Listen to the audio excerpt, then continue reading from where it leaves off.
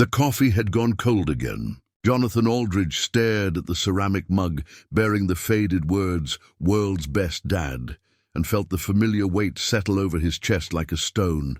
6 months. 6 months since the hospital room had fallen silent, since the machines had stopped their rhythmic beeping, since his world had collapsed into a silence so profound it threatened to swallow him whole. His antique shop, Aldridge Sons, though there would never be sons now, occupied the ground floor of a narrow Victorian building on Maple Street. The morning sun streamed through windows that hadn't been properly cleaned since Sarah left, casting long shadows across displays of forgotten treasures. China dolls with glassy eyes watched him from their perches, their painted smiles a mockery of the joy that had once filled this place. Before we jump back in, tell us where you're tuning in from. And if this story touches you, make sure you're subscribed, because tomorrow I've saved something extra special for you. Jonathan moved through his morning routine like a man underwater. Unlocked the front door, though few customers came anymore. Turn on the radio, though he barely heard the words. Sort through the mail, though most of it was bills he struggled to care about. Everything felt distant, muffled, as if he were viewing his life through thick glass. The bell above the door chimed, and Mrs. Patterson from the flower shop next door peered in. Her expression carried that careful blend of sympathy and discomfort that had become so familiar. "Jonathan, dear, how are you holding up?" She clutched her purse against her chest, as if grief might be contagious. "Fine, Mrs. Patterson, just fine." The lie came easily now, practiced and smooth.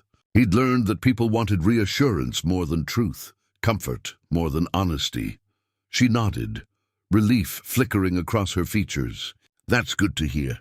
Well, if you need anything..."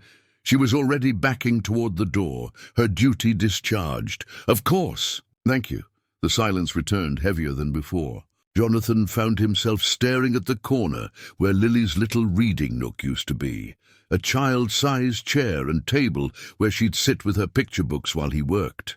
Sarah had packed it all away during those final weeks, claiming the sight of it was too painful. Now Jonathan wondered if she'd been right. The empty space seemed to ache. His phone buzzed with a text from his brother Mark in Denver, "Thinking of you today.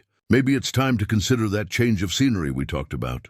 Jonathan deleted the message without responding. Everyone had suggestions for how he should grieve, timelines for when he should move on, advice about starting fresh somewhere new. They meant well, but they didn't understand. Leaving would mean abandoning the places where Lily's laughter still echoed. The spaces that held the last tangible proof she'd existed. The afternoon brought no customers. Just the steady tick of the grandfather clock in the corner and the occasional creak of old wood, settling. Jonathan found himself in the back room, surrounded by estate sale purchases awaiting restoration.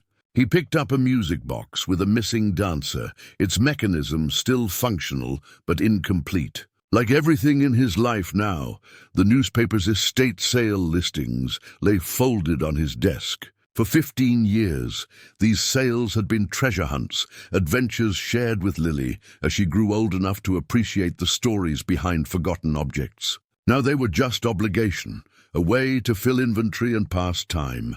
The Morrison estate sale was scheduled for Saturday morning. Helen Morrison had been 93 when she passed, a retired schoolteacher who'd lived alone in the big house on Elm Street for 30 years after her husband died. Jonathan remembered her from the hospital during Lily's treatments. She'd volunteered in the children's ward, reading stories and bringing homemade cookies that the patients actually ate. Saturday arrived grey and drizzly, the kind of weather that seemed to leach colour from the world. Jonathan pulled his pickup truck into the circular drive of the Morrison house, joining a scattered collection of early birds and professional dealers. The house loomed before them, 3 stories of Victorian architecture with windows that stared out like sad eyes.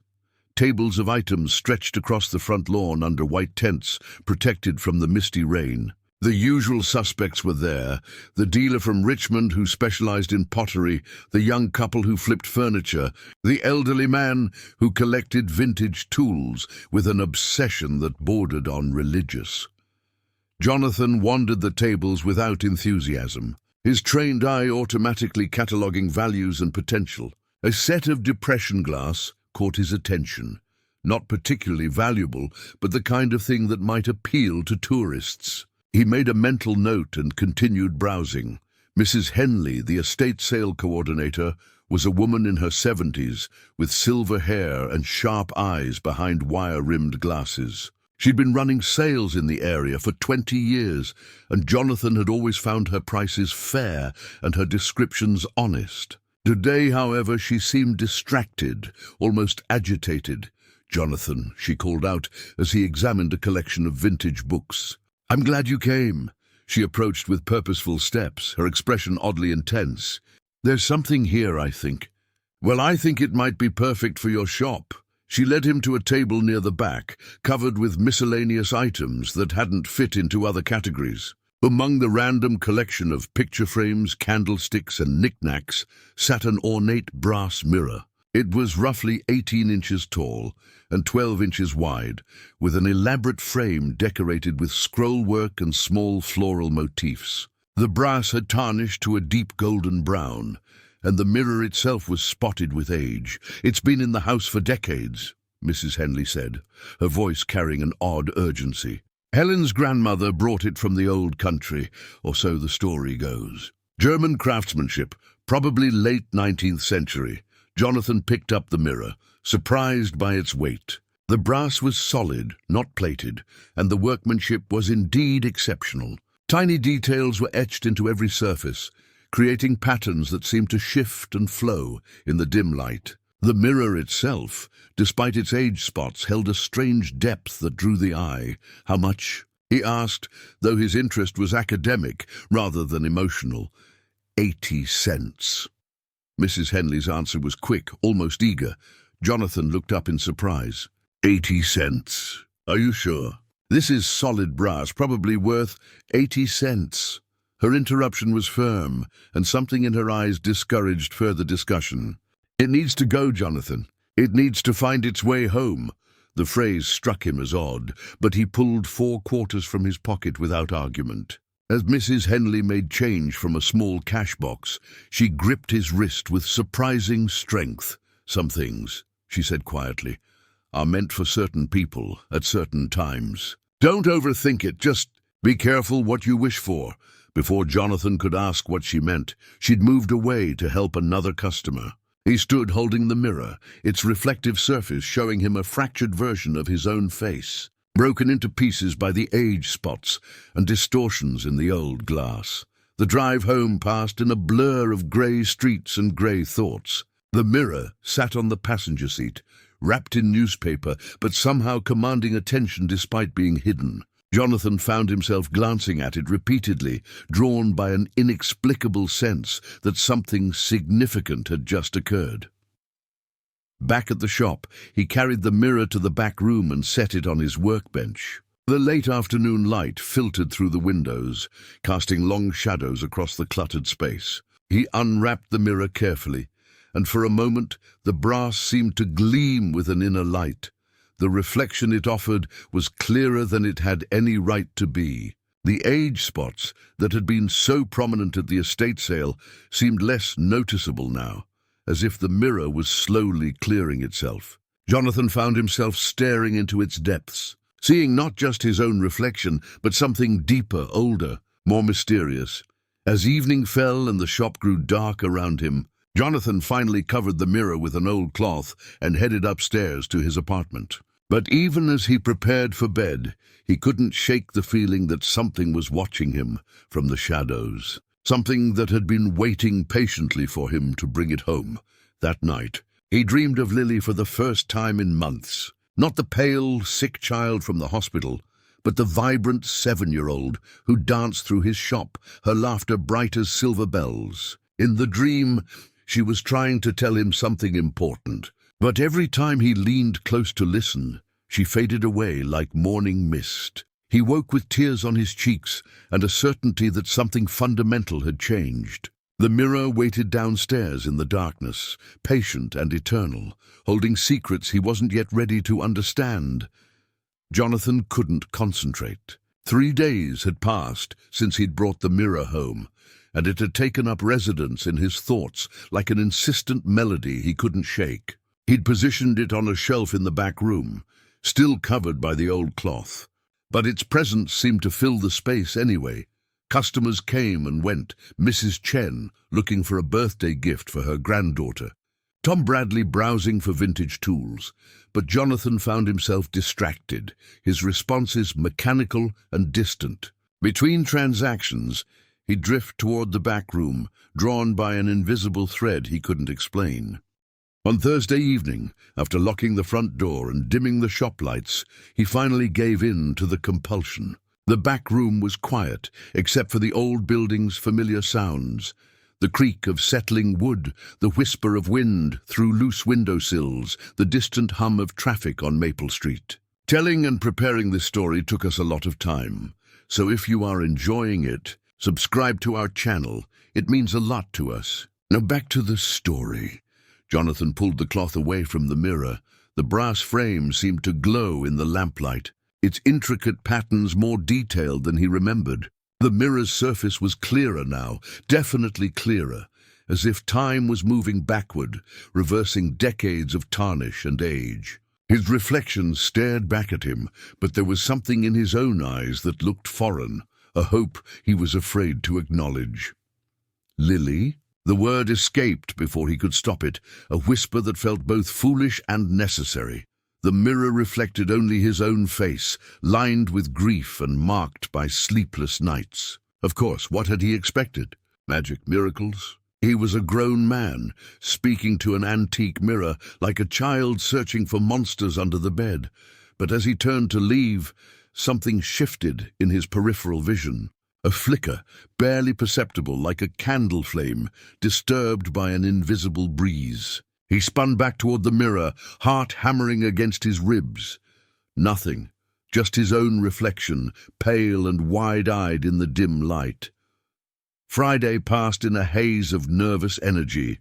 Jonathan found himself checking his watch constantly, waiting for closing time so he could return to the mirror. He sold a Victorian jewelry box to a young woman planning a wedding and barely remembered to ring up the sale. When Eleanor Hartwell stopped by, looking for a music box for her classroom, he could hardly focus on her questions. Eleanor was the town librarian, a woman in her late 40s with graying brown hair and eyes that held a sadness Jonathan recognized but had never questioned. She'd been kind during Lily's illness, sending books and magazines to the hospital when his daughter was too weak for regular visitors. "Is everything all right, Jonathan?" Eleanor asked, her voice gentle with concern. "You seem distracted." "Just tired," he replied, the same lie he'd been telling everyone. "Sorry, what were you looking for again?" "A music box. Something vintage with character. The children love it when I have special items to show during story time." She paused, studying his face. "Are you sure you're okay? You look like you haven't been sleeping." The truth was, he hadn't been sleeping well. Every night he dreamed of Lily, and every morning he woke with the strangest sensation that she'd been trying to tell him something important. The dreams were so vivid he could almost hear her voice echoing in the morning silence. "I've got a few music boxes in the back," he said, leading Eleanor through the shop. "Let me show you what I have." As they entered the back room, Eleanor's steps slowed. Her gaze moved immediately to the covered mirror on the shelf, and Jonathan watched her expression change from casual interest to something approaching unease. "That's a beautiful mirror," she said quietly. "Even covered, you can tell it's something special. Just picked it up at the Morrison estate sale." "Still working on cleaning it up?" Eleanor nodded, but her attention remained fixed on the cloth-covered mirror. After examining several music boxes with polite attention, she chose a small wooden one with a dancing ballerina and left quickly, almost as if she couldn't wait to escape the back room. That evening, Jonathan found himself standing before the mirror again. This time, he'd brought one of Lily's drawing pads with him, pages filled with crayon flowers and stick figures and the careful, shaky letters she'd been learning to write. He sat in the old wooden chair beside his workbench and opened the pad, letting the familiar grief wash over him. "I miss you, baby girl," he whispered to the empty room. "I miss you so much it feels like drowning." The mirror's surface rippled. Jonathan's breath caught in his throat. The movement was subtle but unmistakable, like dropping a stone into still water. The ripples spread from the center of the glass outward, distorting his reflection before settling back to stillness. "Daddy!" The voice was so soft he might have imagined it, barely more than a whisper that seemed to come from very far away. But Jonathan knew that voice better than his own heartbeat. He'd heard it call for him from down dark hospital corridors, heard it giggle at bedtime stories, heard it cry out in pain during the worst days of treatment. "Lily?" His own voice cracked on her name. The mirror's surface shimmered again, and this time something appeared in its depths. Not a reflection, but a presence. A small figure with blonde hair and the red sweater he'd bought her for Christmas 2 years ago. She looked exactly as she had before the illness took its toll. Vibrant and whole and impossibly real. "Daddy, I've been trying to reach you," she said, her voice carrying that same slight lisp that had made her pronunciation of spaghetti sound like baschetti. "I've been trying and trying, but you couldn't hear me." Jonathan's hands shook as he leaned forward. "Baby, is it really you?"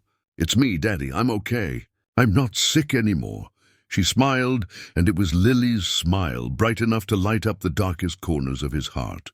"But I'm not alone here. There are others, and some of them are sad like you were sad. Where are you?" "Where is here?" "I don't know how to explain it. It's like being in between things. Between sleeping and waking. Between here and there." Her image flickered slightly as if the connection was unstable. "Daddy, I don't have long. It's hard to stay connected. But I needed you to know I'm okay, and I needed to warn you." "Warn me about what?" "Some of the others here, they've been waiting a long time for a door to open. Not the good ones like David. He helps me sometimes. But the sad ones, the angry ones. They're starting to notice the light." Before Jonathan could ask what she meant, Lily's image began to fade. "I have to go now, Daddy, but I can come back." "The mirror, it's a doorway. Just be careful who else tries to come through." "Lily, wait!" Jonathan reached toward the mirror, his fingers touching the cold glass surface. But she was gone, leaving only his own reflection staring back at him with wild eyes and tear-stained cheeks. He sat in the darkened back room for hours, staring at the mirror and replaying every word, every detail of what he'd experienced. Part of his mind insisted it was grief-induced hallucination, the desperate creation of a broken psyche that couldn't accept loss. But another part, deeper and more certain, knew what he'd seen was real. Lily was somewhere beyond the mirror's surface, existing in a place between worlds. And she'd warned him that others might try to follow her through. As the clock struck midnight, Jonathan finally covered the mirror again and made his way upstairs. But sleep was impossible. He lay in bed, staring at the ceiling, mind racing with questions and possibilities he'd never imagined. His daughter was dead. But somehow, impossibly, she was also still reachable, and he was the only one who knew. By Saturday morning, Jonathan had convinced himself it was all hallucination. In the harsh light of day, surrounded by the shop's familiar clutter and the ordinary sounds of weekend traffic, the previous night's experience felt like an elaborate dream. Grief could do terrible things to the mind. He'd read about it in the books Sarah had left behind, medical texts about the psychology of loss and the tricks the brain played on the desperate. But when Eleanor Hartwell appeared at his front door just after opening, her face pale and her hands trembling slightly, Jonathan's carefully constructed rationalization began to crumble. "I need to talk to you," she said without preamble. "About the mirror." Jonathan's stomach dropped. "The mirror?" "I know this sounds insane." Eleanor stepped inside and closed the door behind her, as if what she had to say required privacy. "But I couldn't sleep last night. I kept thinking about that mirror in your back room.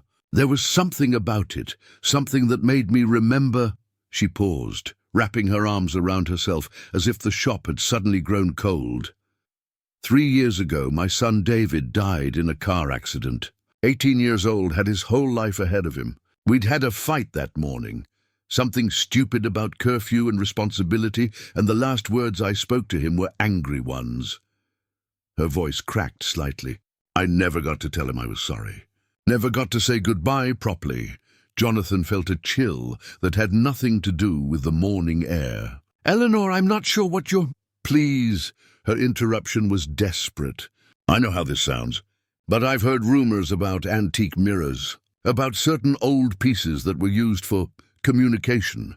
My grandmother used to tell stories about scrying mirrors, about ways to speak with those who'd passed on. I always thought they were just folklore, but last night I couldn't stop thinking about your mirror. She moved closer, her eyes bright with a mix of hope and fear that Jonathan recognized all too well.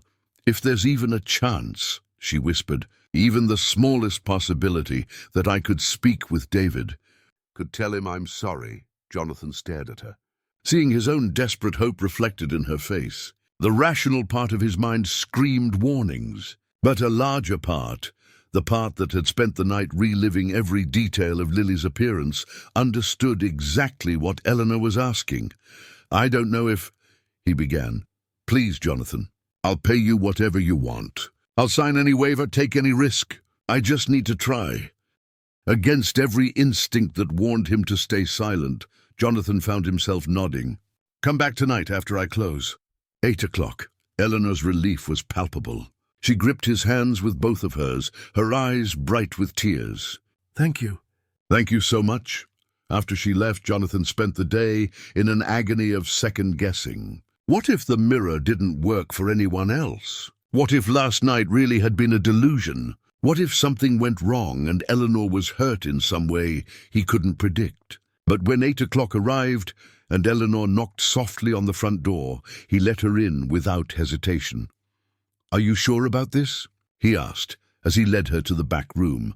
I've never been more sure of anything in my life. Jonathan uncovered the mirror with hands that shook slightly. The brass frame gleamed in the lamplight, and the surface seemed clearer than ever, so pristine it might have been manufactured yesterday rather than more than a century ago. How does it work? Eleanor asked. I don't know if it will work for you, Jonathan admitted. Last night I was just talking to her, to Lily, and she appeared. Eleanor pulled the chair close to the mirror and sat down, her face pale but determined. David, she called softly. David, if you can hear me, I need to talk to you. For several long minutes, nothing happened. The mirror reflected only Eleanor's anxious face and the cluttered room behind her. Jonathan began to feel a familiar mix of relief and disappointment. Relief that he wouldn't have to explain failure. Disappointment that perhaps Lily had been a one-time miracle.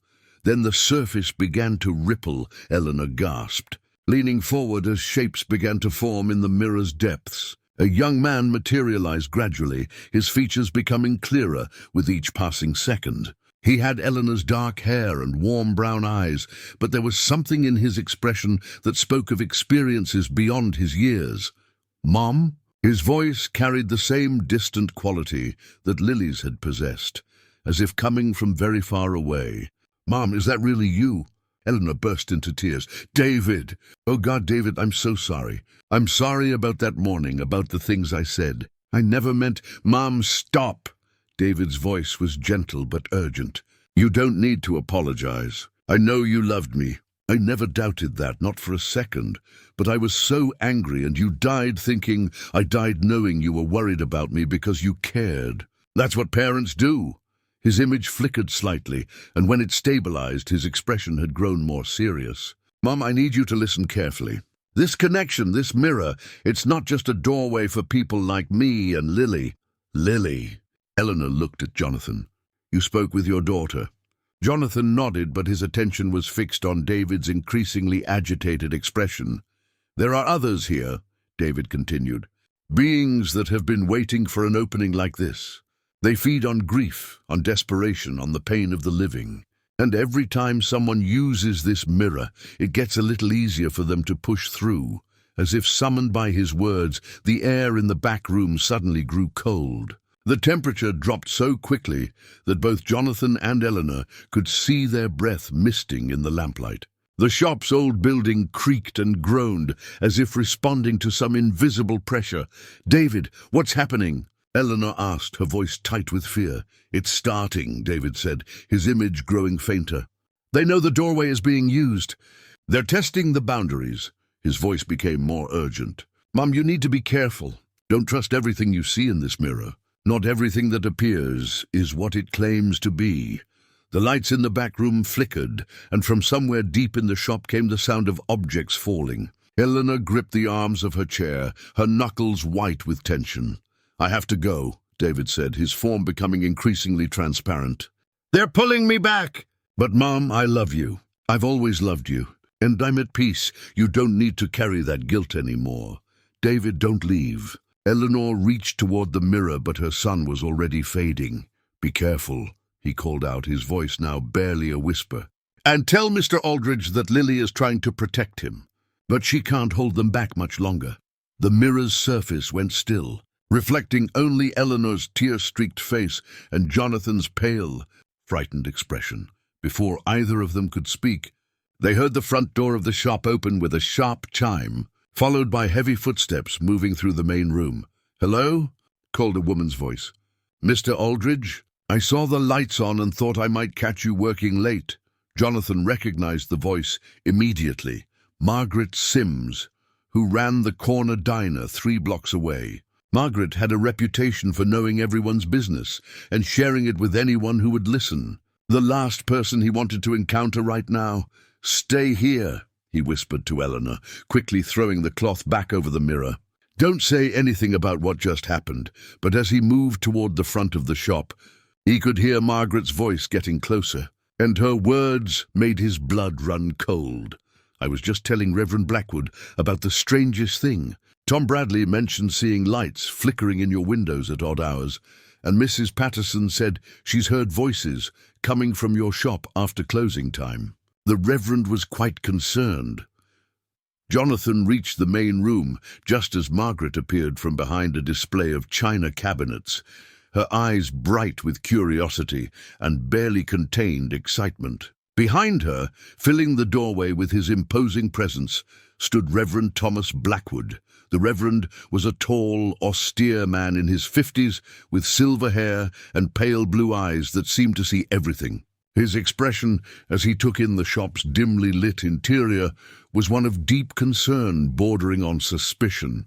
"Jonathan," Reverend Blackwood said, his voice carrying the authority of someone accustomed to being obeyed, "we need to talk." From the back room came the soft sound of Eleanor trying to stifle a sob, and Margaret's eyes immediately swiveled toward the sound with predatory interest. "Oh my," Margaret said, her voice dripping with false concern. "I hope we're not interrupting anything private." Jonathan felt the weight of their scrutiny and realized that the careful privacy he'd tried to maintain around the mirror had just been shattered. Word would spread through the town within hours, and questions would follow that he had no idea how to answer. In the distance, barely audible over the sound of his own hammering heartbeat, Jonathan thought he could hear something moving in the back room. Something that shouldn't be there. Something that rustled like dry leaves in an autumn wind. The storm David had warned about was beginning, and Jonathan was completely unprepared for what was coming.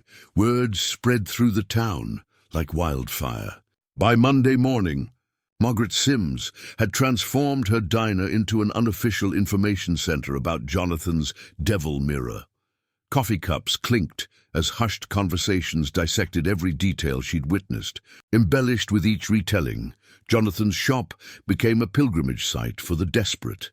Mrs. Chen arrived first, clutching a photograph of her husband who died the previous winter. Then came the Hendersons, seeking their infant son lost to sudden death syndrome. Each story carved deeper into Jonathan's conscience as he reluctantly allowed them access to the mirror. Billy Kowalski appeared Wednesday afternoon, his weathered hands holding a toolbox and concern etched across his face. The Polish handyman had been fixing things around town for 30 years, and his grandmother's stories about the old country included warnings about doorways between worlds.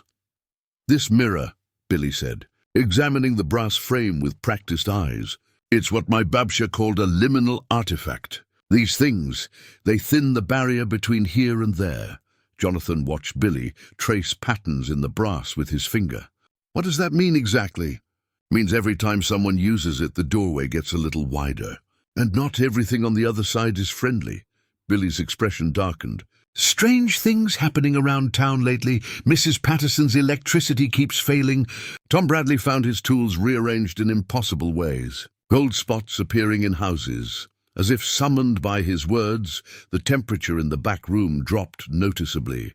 Through the mirror, Jonathan caught glimpses of shadows moving independently of their sources. Shapes that shouldn't exist, pressing against the boundaries of reality. Deputy Jake Morrison arrived that evening, responding to reports of unusual disturbances. The young officer's skepticism warred with growing evidence that something beyond his understanding was affecting his community. "People are scared." "Jonathan," Jake said, his hand resting unconsciously on his radio. "Whatever's happening here, it's spreading."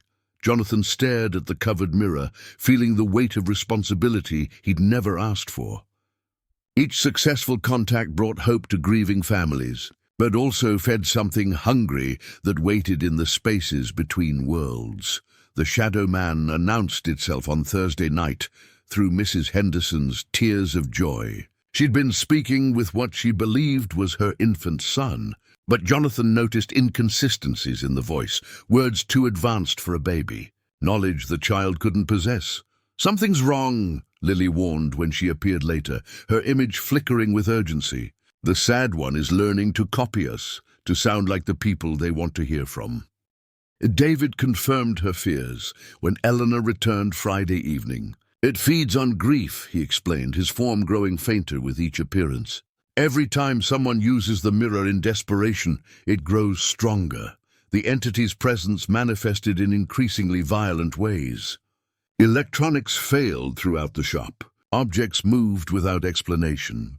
Sensitive visitors became physically ill, doubled over with nausea and vertigo that vanished the moment they left the building. Dr. Sarah Martinez arrived Saturday morning, officially responding to concerns about Jonathan's mental health, but secretly documenting phenomena that challenged everything she'd learned in medical school. Her scientific training demanded rational explanations, but the evidence before her eyes suggested forces beyond current understanding. "The electromagnetic readings in this room are impossible," she whispered, showing Jonathan her instruments. "Temperature fluctuations, electromagnetic spikes, infrared signatures that shouldn't exist." Reverend Blackwood's confrontation came Sunday afternoon, his voice carrying the authority of absolute faith. "This is evil, Jonathan. Whatever comfort you think you're providing, you're opening doors that should remain sealed." "You don't understand," Jonathan protested. "I've spoken with Lily. She's at peace."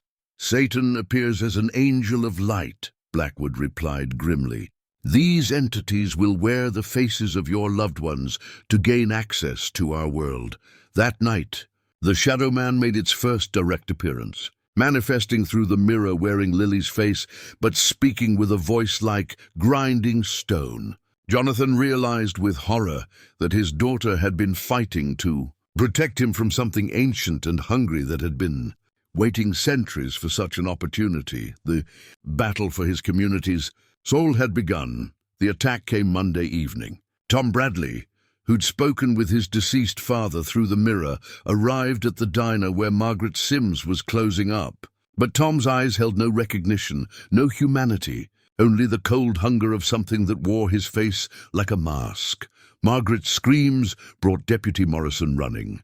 But by the time he arrived, Tom had vanished into the night, leaving behind overturned tables and a message scrawled in what looked like blood. "The door stays open." The town split immediately. Eleanor Hartwell found herself leading a group of believers who desperately needed their supernatural lifeline maintained. They gathered at the library, sharing stories of successful contacts, of words of love and forgiveness received from beyond death. Reverend Blackwood organized the opposition from his church, warning his congregation about the spiritual warfare being waged in their community. "We're dealing with demonic forces," he declared from the pulpit. "This mirror is a gateway to hell itself." Deputy Morrison stood caught between impossible choices. His duty demanded he maintain order, but how could he arrest phenomena that defied explanation? When he found Tom Bradley the next morning, catatonic and speaking in languages that predated English, Morrison realized he was facing something beyond police training. Jonathan discovered the terrible truth Wednesday afternoon when Billy arrived with grim news. "Can't just destroy the mirror," Billy explained, consulting his grandmother's journals. "Spiritual energy's got to go somewhere. Smash it wrong, and you'll tear the barrier permanently. Then what do we do? Need a binding ritual. But it requires the anchor person, the one most connected to the gateway, to sever their connection permanently, forever." Jonathan felt his world collapse. Closing the gateway meant losing Lily again, this time with the knowledge that he was choosing to cut her off. But leaving it open meant risking everyone's safety. Eleanor's desperate voice echoed from the front of the shop. "Jonathan, please, if you close it, I'll never speak with David again." Outside, protesters gathered with signs reading, "Close the devil's door," while inside, grieving families pleaded for their supernatural lifeline to remain open. The weight of his community's fate rested on Jonathan's shoulders, and every choice led to heartbreak. Billy's grandmother's journals revealed the terrible cost of closing a spiritual gateway. The ritual required not just severing Jonathan's connection to the spirit world, but potentially erasing all memory of his supernatural conversations with Lily. It was the only way to ensure the anchor wouldn't unconsciously maintain the connection. "You understand what this means?" Billy asked, spreading the yellowed pages across Jonathan's workbench. "Won't just lose the ability to see her. Might lose the memory of these past weeks entirely." Jonathan stared at the mirror, its surface now almost perfectly clear, as if the spiritual activity had polished away centuries of tarnish. Through its depths, he occasionally caught glimpses of Lily, her image growing more urgent each day. The supernatural disturbances escalated as the Shadow Man sensed its gateway closing. Windows shattered throughout the town. Electrical systems failed.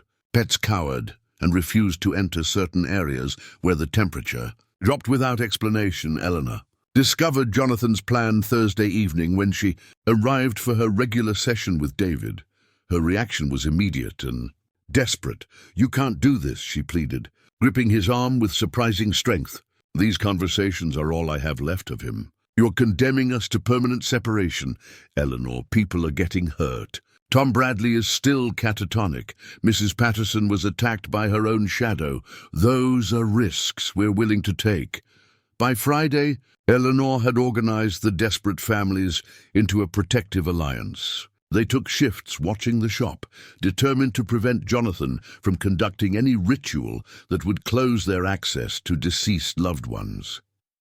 Meanwhile, Reverend Blackwood's faction grew increasingly militant. "If he won't close it voluntarily," the Reverend declared, "then perhaps we need to take matters into our own hands."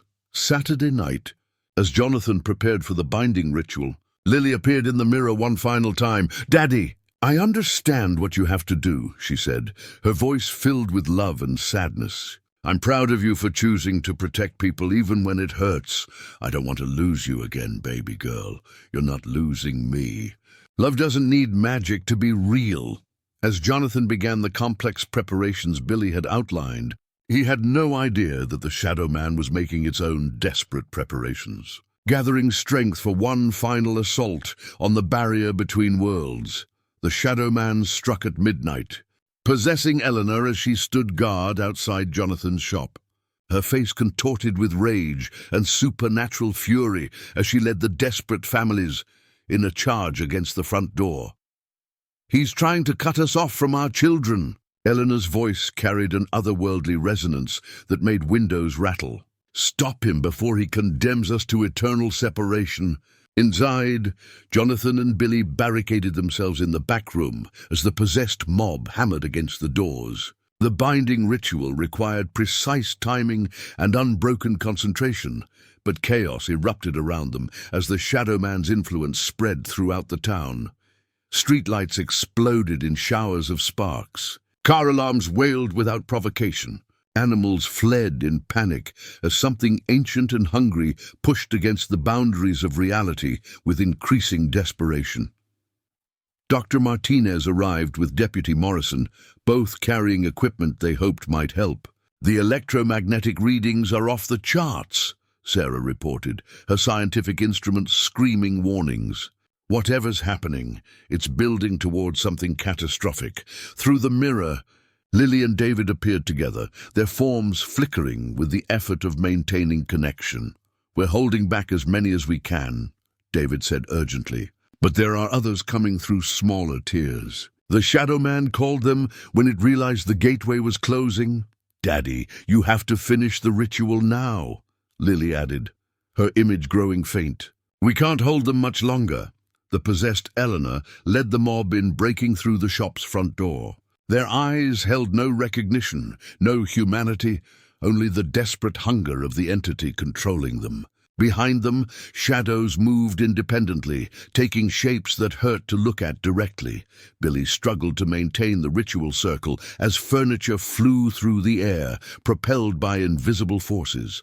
The very air seemed to thicken with malevolent presence. "Almost there," Billy shouted over the supernatural chaos. "Just need a few more minutes." But the Shadow Man had other plans. Abandoning Eleanor's body, it rushed toward Jonathan, seeking to possess the anchor himself and stop the ritual from within, the battle for Jonathan's soul and his. Community safety had reached its climax. The Shadow Man's possession hit Jonathan, like ice water flooding his veins. Every muscle seized as something ancient and hungry tried to take control of his body, his voice, his connection to the gateway. "Stop the ritual," the entity forced through Jonathan's lips, his hands moving against his will toward the binding circle Billy had carefully constructed. Billy grabbed Jonathan's arms, trying to hold him steady. "Fight it, Jonathan. Remember why you're doing this." The possessed mob, led by Eleanor's vacant-eyed form, poured into the back room. Behind them came shadows given substance, creatures of malice and hunger that the Shadow Man had summoned from the deepest corners of the spirit realm.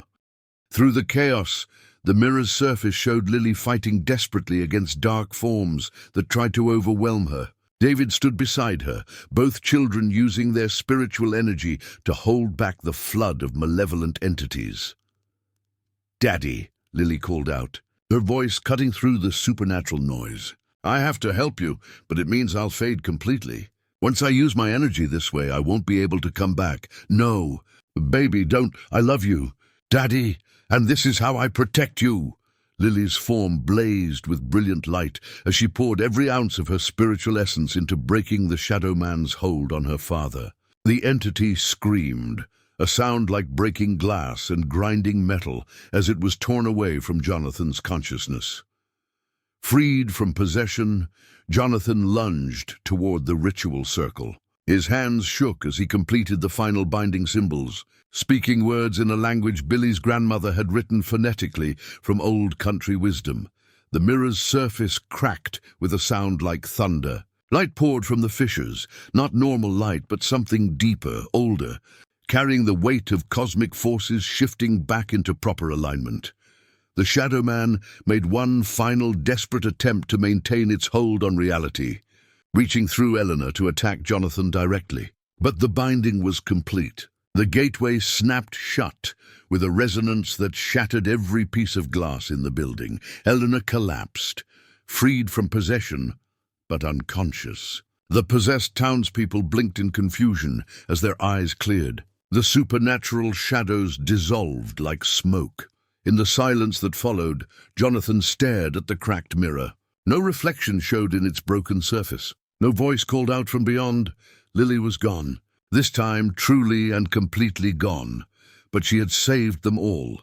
3 months later, Jonathan stood in his rebuilt shop, surrounded by the normal sounds of small-town life.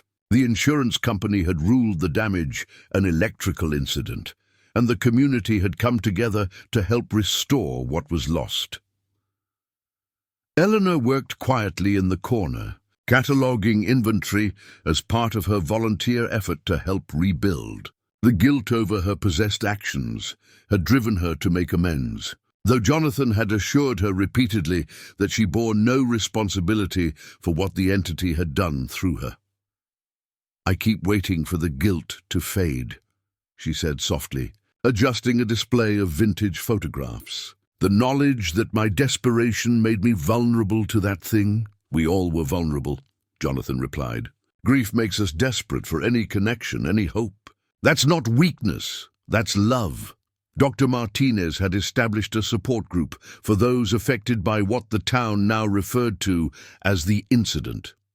Reverend Blackwood attended regularly, his rigid faith softened by the experience of witnessing forces beyond his understanding. He'd incorporated lessons about loss and acceptance into his sermons, speaking more of love than judgment.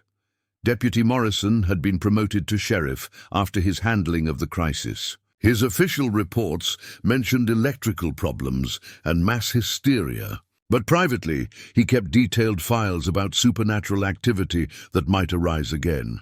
Billy had burned his grandmother's journals, declaring some knowledge too dangerous to preserve. But he watched over the town with new vigilance, knowing that thin places between worlds could appear anywhere.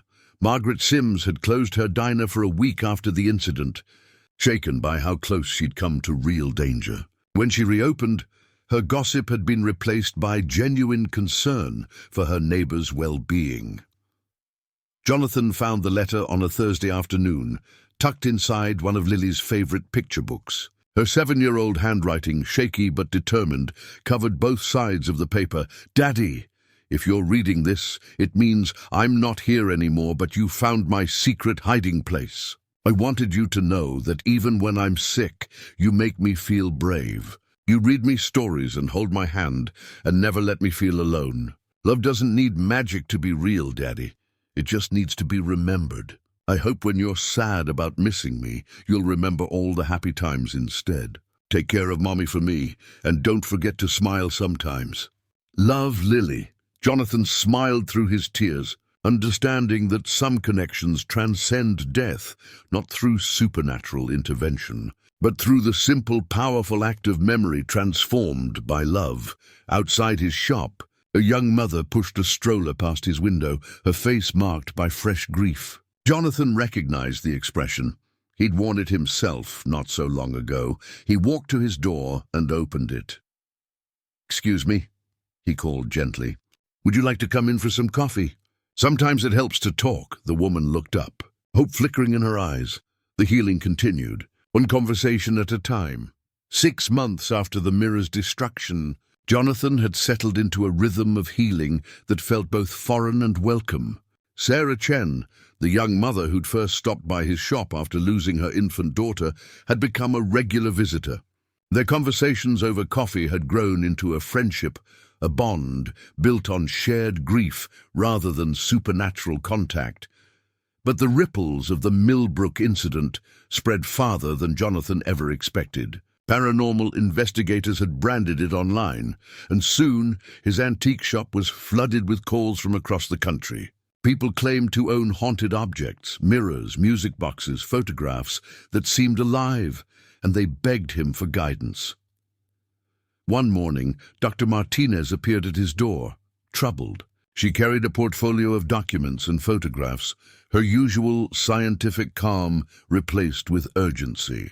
She spread images across his kitchen table, a music box in Portland playing to absent children, a portrait in Charleston whose eyes followed onlookers, a telephone in Denver ringing with voices of the dead.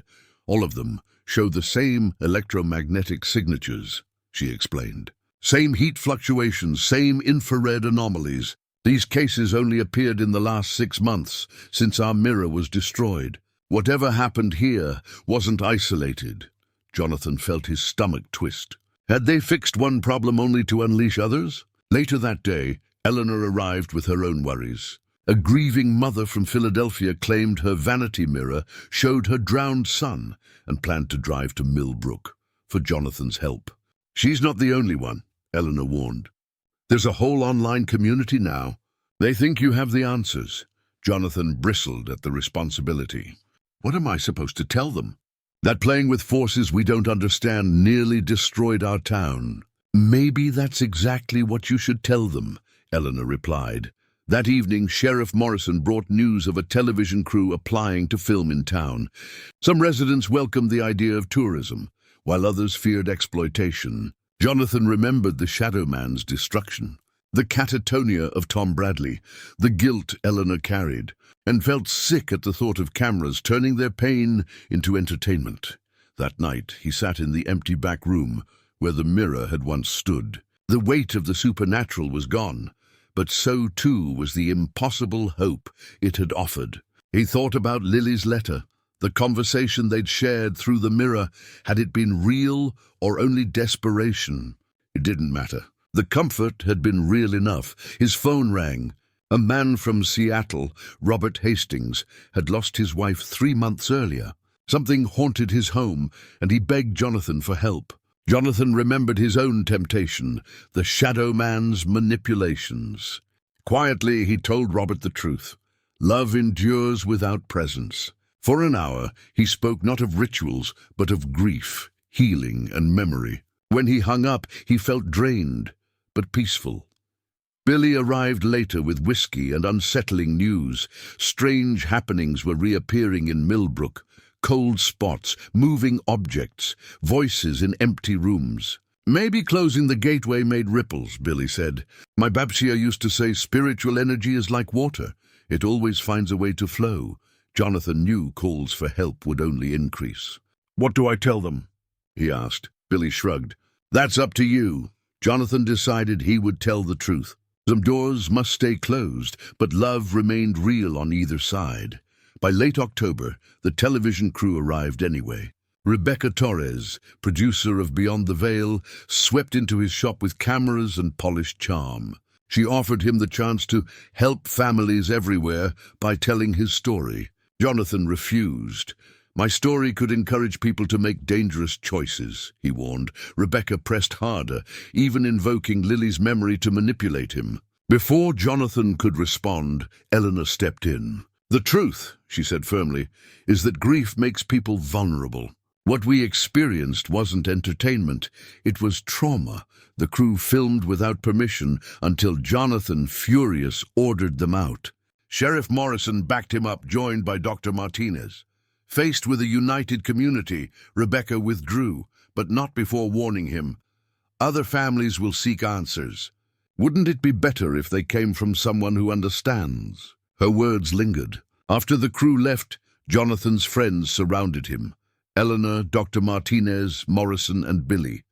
They all knew she was right about one thing. Desperate families were reaching out. Online forums buzzed with dangerous plans, including a group in Michigan attempting to recreate the binding ritual.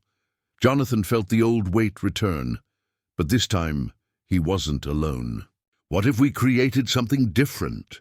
He suggested. Not sensationalized TV, but genuine education. Resources that help people grieve without turning to dangerous practices. The group leaned in. Dr. Martinez could provide scientific explanations for anomalies. Eleanor could create reading lists and guides for healthy grieving. Billy could share protective traditions without inviting risk. Morrison could advise on community safety. We'd need boundaries, Martinez cautioned. No promoting seances or specific supernatural claims. Jonathan thought about his call with Robert Hastings, about the relief in speaking truth. We focus on the human side. We help people see that love survives without rituals. Over the next month, the Millbrook Resource Project was born, a website and support network offering science, guidance, and compassion. Jonathan shared his story carefully, focusing on emotional recovery rather than supernatural details. Martinez provided scientific data. Eleanor designed grief processing resources. Billy and Morrison contributed wisdom on safety and tradition. The response was immediate. Families across the country thanked them for support that honored grief without feeding obsession. Therapists began referring clients. Even some paranormal groups adopted their guidelines. For Jonathan, the most meaningful moment came from Sarah Chen. Over coffee, she told him, "At first I was desperate to feel Emma with me. But you taught me she is here in my love for her, in how she changed me, in the way I carry her memory forward with gratitude instead of desperation." Jonathan smiled, recognizing Lily's presence in the same quiet, grounded way. Not through visions or voices, but in love transformed by loss into wisdom. Outside, autumn gave way to winter. The mirror was gone, but what remained was stronger, a community bound by shared pain and resilience. Healing, Jonathan realized, never required magic, only courage, love, and hope, and that was the most profound discovery of all. Up next, we have 2 more incredible stories that are waiting for you. Just click the image you want to watch, and it will take you there. If you enjoyed this video, make sure to subscribe. It would mean a lot.